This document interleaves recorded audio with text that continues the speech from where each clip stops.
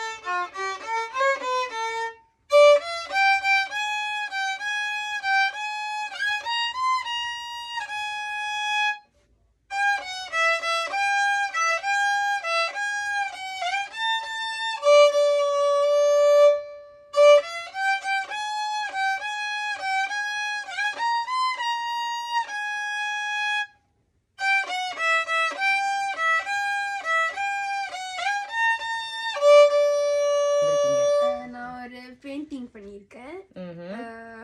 Water colour painting உங்களுக்காக. இது சொந்தமா பண்ணீங்களா? வாவ். யார் இது? நீங்க தான். நான் தானா?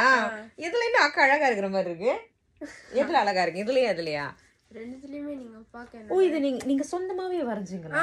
நான் ரஃப் ஸ்கெட்ச் செஞ்சுட்டு ரொம்ப மேலோட்டமான ரஃப் ஸ்கெட்ச் செஞ்சுட்டு அதுக்கப்புறம் வாட்டர் கலர் தான் எல்லா டீடைல்ஸும் செஞ்சேன். ஓ, உண்மையில என்ன அப்படின்னா அக்காவுக்கு கொஞ்சம் இதெல்லாம் உள்ளி ஆகணும்னு ஆசை பாருங்க.